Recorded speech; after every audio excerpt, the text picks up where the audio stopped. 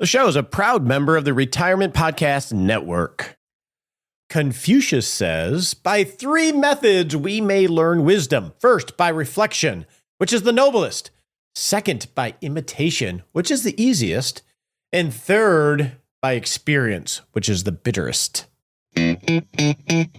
Welcome to the show dedicated to helping you not just survive retirement, but to have the confidence because you're doing the work to really lean in and rock it. It is Christmas Day 2024.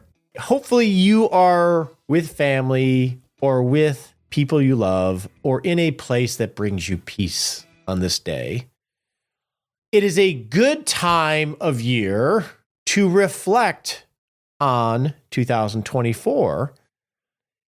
It's very easy not to do this exercise, and I'll admit I am deficient in this exercise as a practice or a protocol in my life.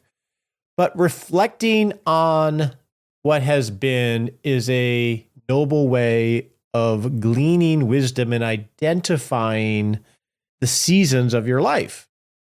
Looking backwards or just experience can be the bitterest, as Confucius says. So it's a good time to do this. Tanya Nichols from Align Financial held a meetup in the Rock Retirement Club with members where she worked through her year-end reflection protocol, which we're going to share as a PDF in our 6-Shot Saturday email. If you like the show, you will love our weekly email, where we share links to resources like her reflection worksheet, as well as outside sources, and keep you up to date on what's going on in rocking retirement.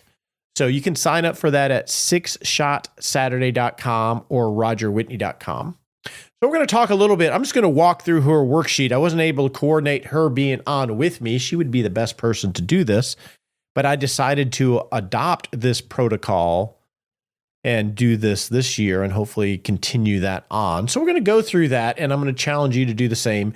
In addition to that, we're going to answer some of your questions. Now, January is but a week away, 2025. It's going to be a great year. The first episode in January, Tanya Nichols is actually going to be on the show. We're going to talk about retiring single and set the table for the Retirement Plan Live case studies, plural, that we're going to be doing next month with a man and a woman that are both single, never married, no children, and how they're both facing retirement. So that's going to be the case study with 2 people. This is going to be interesting. See if we can pull this off. But for now, let's get started and work through Tanya's 2024 worksheet.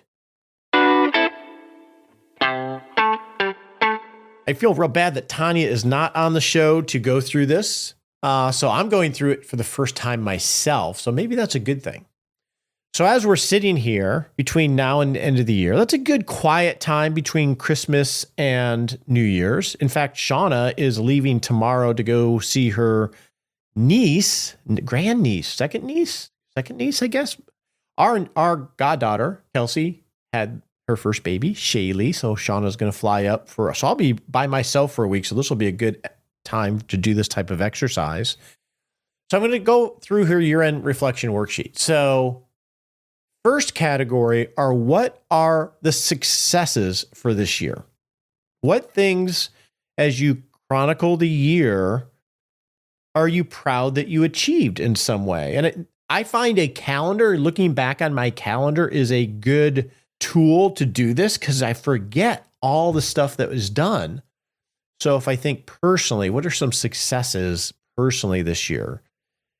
Deciding to move forward and purchase the townhome in Colorado and plant that flag is probably one of the biggest successes. I was able to spend 3 months of the year, so a third of the year already, or is that a third or a quarter? I guess, whatever. 3 months. We bought it, I believe, in, I don't even remember when we bought it now. It's like February, March. So that's a big success for us. Our son and his relationship, and our daughter and her relationship getting engaged, that's a big success. And the fact that they're involved in our lives and want to be involved in our lives, we're proud of that. What other big successes? Personally, Sean and I have been able to be outside more because of Colorado and golf, and we're being very intentional about that. I love that. Been nurturing friendships a little bit more intentionally. You see, I haven't done this in depth yet, so you can see how hard this is. It's been a whole 12 months of stuff that you forget about until you reflect. On the business side, success, we've been blessed to work with amazing people, not just the team. Oh, wow, the team. I'm so just giddy when I think about the people I get to work with. Big success is the universe, or God brought Erin Coe to us, who works on the advisory side, but she is just amazing. She was on the show here a month or so ago. Troy and Kim and Nicole and Tracy and Scott and so many others I can't mention. So that's a big success. Financially, we've been able to share that and save for ourselves, which is a big success. A lot of big successes business-wise that we forget about. All right, so that's the first thing, is go over your calendar or your journal or just reflect. It's good to put your year into quadrants so you remember what happened in January or February. What happened in, another big success, which is personal and professional. I traveled a lot less for business purposes, which has been a big intention. So that's a big success. All right, now let's flip the switch, or the other side of the coin. What are some failures this year? I've not dialed in my health as best that I could. That's a failure, I would think.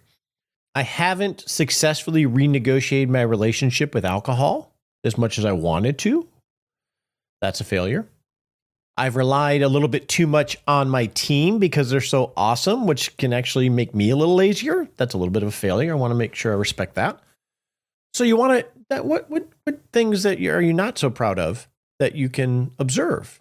All right, next category in Tanya's sheet is things I wish I had done. Maybe you had intentions to do certain things that you didn't do.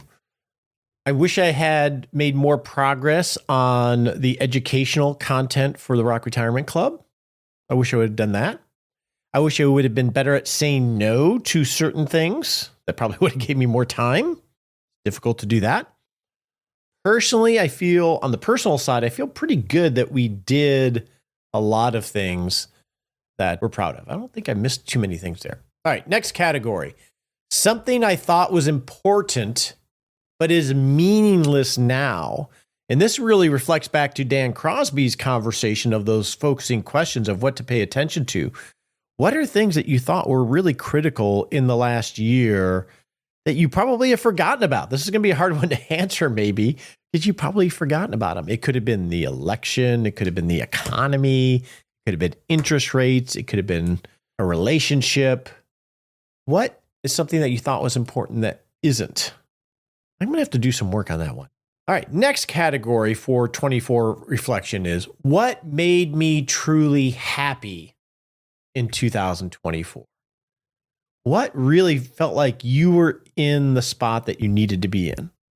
Okay, for me, professionally, doing the show, showing up for the club and teaching and coaching, growing the team and seeing the collaboration. The collaboration of the team and working with cool people is a big one professionally. And being able to serve clients and listeners and club members that all are extremely nice people. I can tell you, I interact with, hundreds, if not 1,000 of listeners and club members and clients. Virtually everybody has a beautiful spirit and can-do attitude about them. That makes me truly happy. Personally, being outside with Shauna, having game nights and doing stuff with the kids, all those things make me happy. Okay, next, now we're flipping the coin again. Tanya's flipping the coin. What made me deeply sad? Ooh, that's a heavy one, isn't it? What made you deeply sad this last year? Usually I'm really good at answering questions really quickly, and maybe you have for this one. But a lot of these questions, I'm actually struggling a little bit, which means there's a little bit more pondering. Usually I'm really quick at answering questions. What made me sad?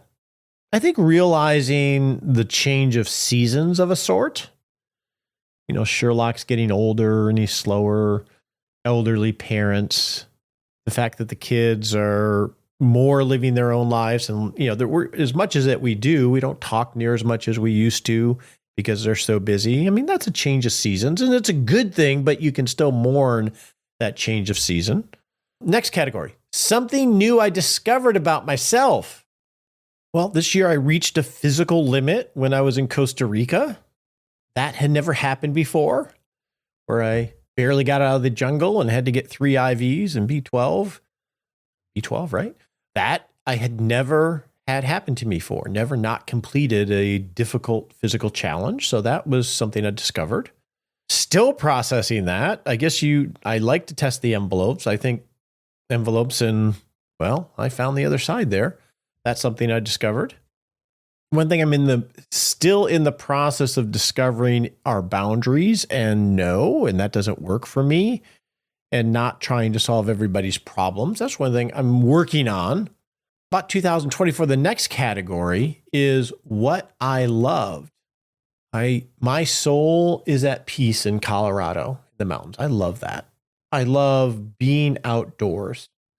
What did you love in 2024? The last two on Tanya's worksheet, I think are really good ones and important ones.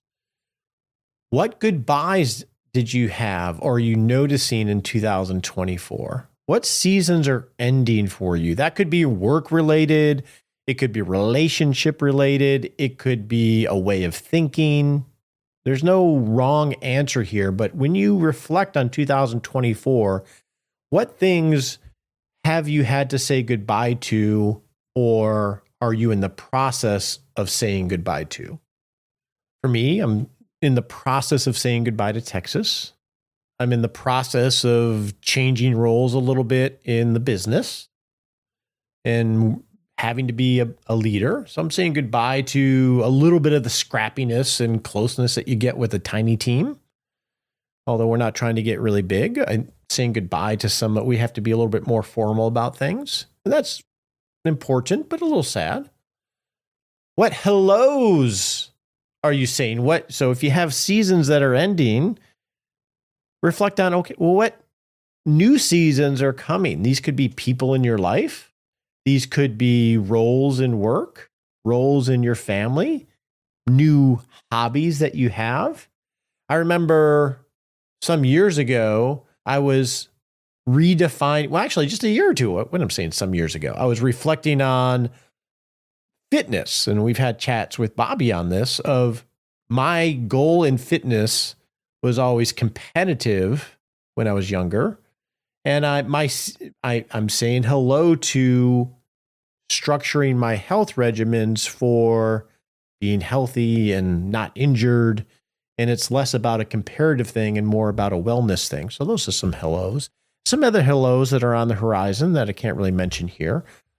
These are good reflections. You're welcome to go deep into pages. You're welcome just to fill the worksheet out briefly. But the intent of this exercise is just to take a moment and categorize where you're at now in and also the journey that you've been on for the last 12 months so that you can glean some wisdom on what your intention is for 2024. Now, we're not talking New Year's resolutions. I'm out on those. New Year's is way overrated as a holiday, in my opinion. So I'll give you an example. So in reflecting on the last year or so, I weave that into, I choose words. I choose a word for each year. And in 2025, I actually have 2 words, one personal and one professional. So as I'm thinking about seasons and where my life is, my word for personal for 2025 is outdoors. I want to be outdoors, specifically in Colorado in the West. That is my theme for 2025. And that is very helpful when opportunities are presented. I had 2 opportunities presented to me recently. One to go to Machu Picchu with some amazing people, and one to go to Mürren, Switzerland with some amazing people. And I used my outdoors, specifically Colorado in the West, as a filter of saying no to these amazing opportunities that I really wanted to do.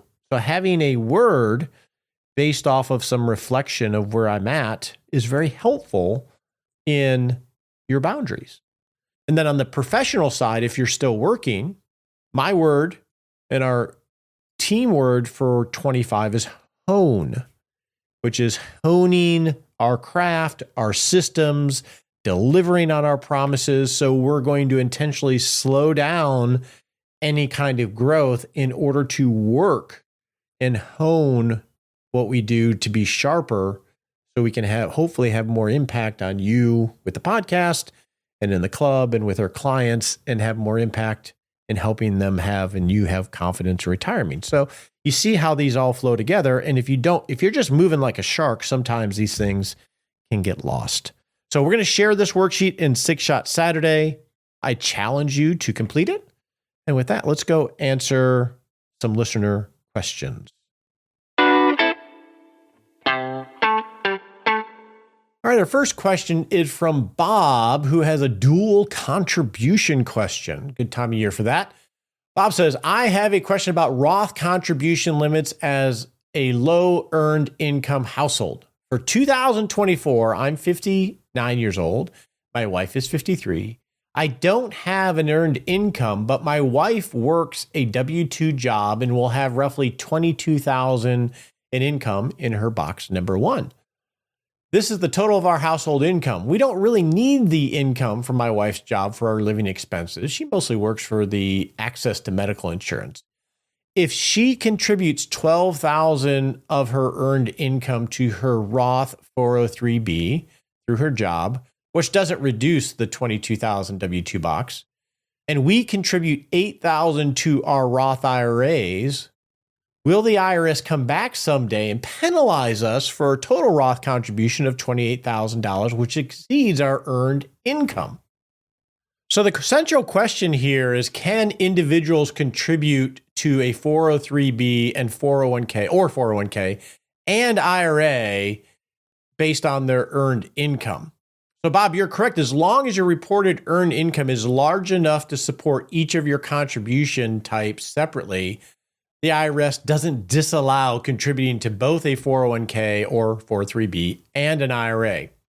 And you can check out IRS publication 590A, the K. Bailey Hutchinson spousal IRA limit, where it's described, verifying that you do indeed need to have enough earned income separately for each spouse's IRA contribution, but there is no additional 401k or 403B check described.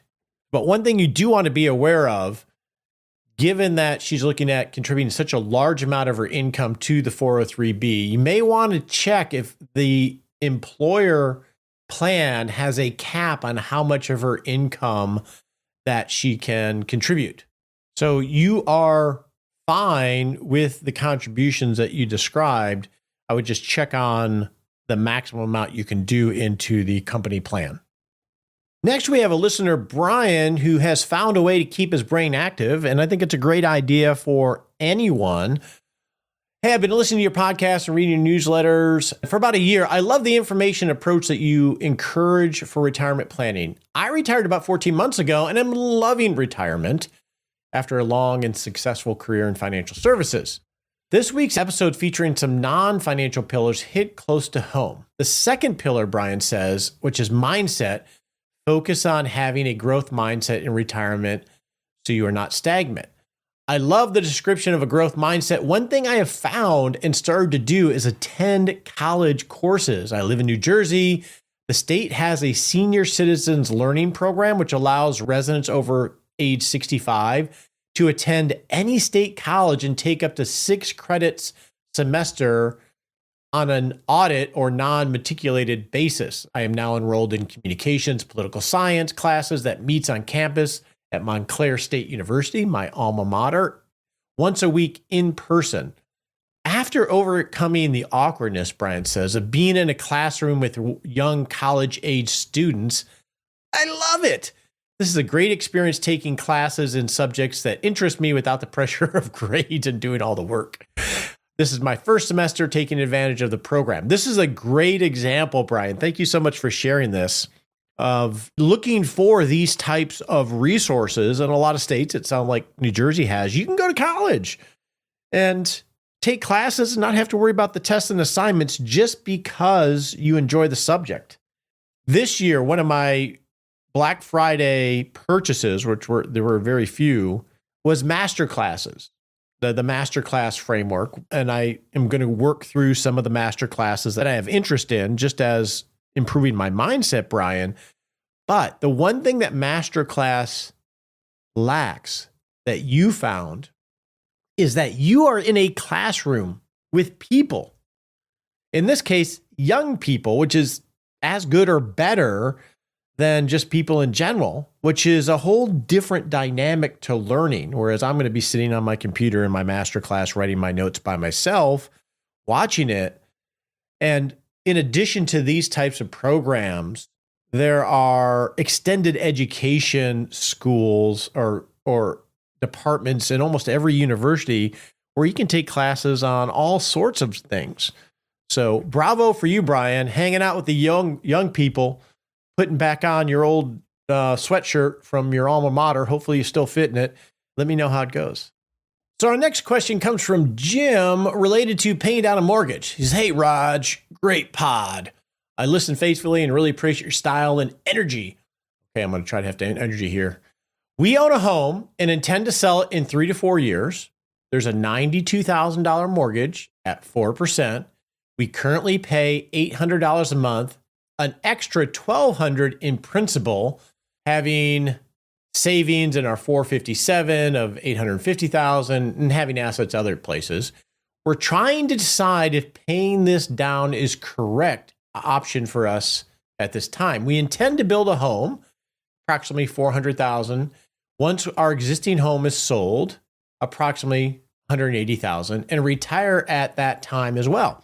Upon retirement, I will receive a lump sum of approximately $200,000, as well as a pension, proceeds from the home, $15K in sick leave, etc.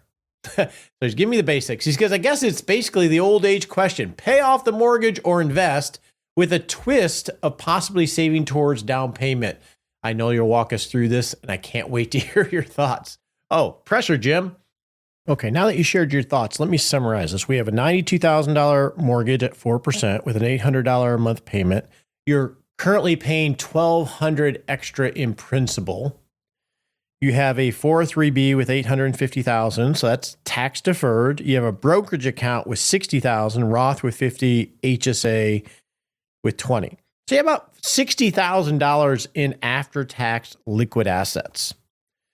And the goal is that once you retire, you're going to sell this house, realize about $180,000, and use that plus the lump sum that you're going to receive of $200,000 to essentially pay for the new house. I don't know on the proceeds from the home if you're factoring in that you're paying off the mortgage or not, but the central question is, do I continue to pay the extra $1,200 a month or even throw more to it in order to have the mortgage paid off? Given that your time frame is 3 or 4 years, Jim, I think you have a couple options. The nice thing about paying extra to the mortgage is obviously you're saving on interest, but you're also creating forced savings in the form of principal reduction. You know, you're paying $1,200 a month. That's $14,400 a year extra principal reduction, which you'll recapture once you sell the house. And over 4 years, that's forced savings of $57,600. And you could argue you're getting about a 4% interest rate on that because you're not having to pay interest on the principal that you're paying off, although there's some deductibility in that principal.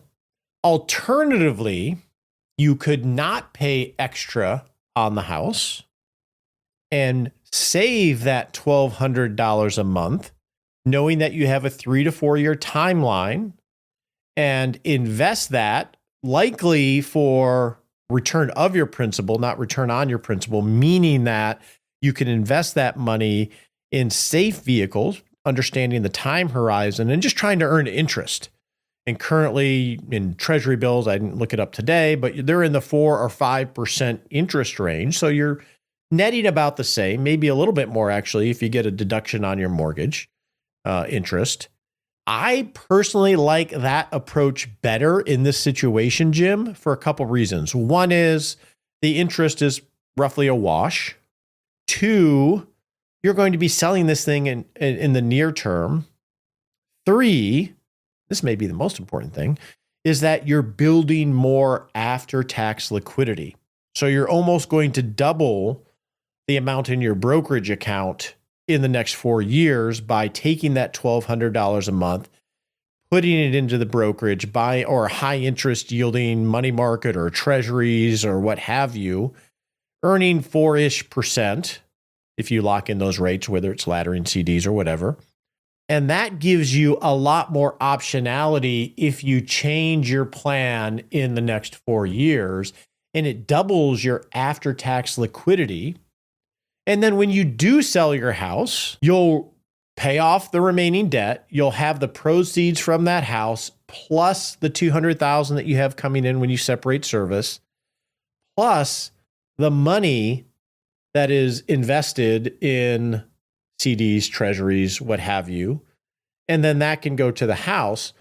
But what that gets you that you don't get as easily if you pay more on the mortgage is flexibility. What if you need more liquidity sooner because life changes or you have an opportunity or something, that requires a lot of capital comes up? By moving that $1,200 a month to your after-tax investment account rather than the mortgage, you have optionality, whereas you don't as easily if you pay it towards the mortgage. So that would be my thoughts on that. That's probably where I would lean on this, given the facts that you've shared. Thanks so much for hanging out, Jim. Hopefully that gave you some wisdom to make a good decision. So to end the questions for 2024, I'm just going to share some gratitude that was shared from Nancy. She said, "Hey, Roger, Nancy here. Been listening to your podcast since the pandemic started. I guess I like it. Long time, self-employed, now mostly retired at age 67. Not rich, not poor, doing my best. Value the knowledge gained over time. Thank you and cheers." Nancy, thank you and cheers to you. I hope you have a Merry Christmas and a wonderful 2025.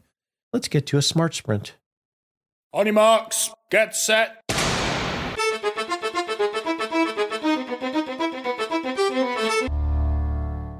And we're off to take a baby step that you can take in the next 7 days to end the year. Not just rock retirement, but rock life. In the next 7 years, grab the intention worksheet that we're going to share on 6 Shot Saturday. If you're not signed up for that, just go to rogerwhitney.com. You can put in your name and email. You'll get 1 email a week with resources from the show. And take a little bit of time and reflect. If you have a partner, perhaps you give them the worksheet, you fill it out separately, and you share. That might create some interesting conversations. All right, now it's time for the next mission log from Zygmunt Kansler, who flew in B-17s in World War II. We've been putting these on the record over the last weeks, and we'll continue until it is done. Before I do that, though, one thing that I love, and I reflect on this related to the podcast, is being able to hang out with you here and think about this topic and try to figure out what do we do to actually create a great retirement. All the emails that you send are wonderful, constructive, kind, and we're all figuring this out together. And I like that we're able to do this without really a motivation to get you to be a client or anything like that. I mean, obviously, we have the club and we talk about the club, but if you never joined the club, I'm cool with that. I'm here to serve you. And I thank you so much for all that you've done in my life because you poured into me a lot. All right. Mission number 9, July 13th, 1944, ship number 183, sortie 6. Target a railroad bridge near Curacao, Italy. I think I'm pronouncing that right. Could not see the target due to heavy overcast. Flew around North Italy looking for a target. Imagine that. Could not find one, but did run into moderate but accurate flak due to dumb tactics of the leader landed with bombs, carried 12 500-pound bombs, mission 5.5 hours long, altitude 19,000 feet. Just flying around looking for targets. So that was mission number 9. Hope you have a wonderful Christmas. I'll talk to you next year. The opinions voiced in this podcast are for general information only and not intended to provide specific advice or recommendations for any individual. All performance reference is historical and does not guarantee future results. All indices are unmanaged and cannot be invested in directly. Make sure you consult your legal, tax, or financial advisor before making any decisions.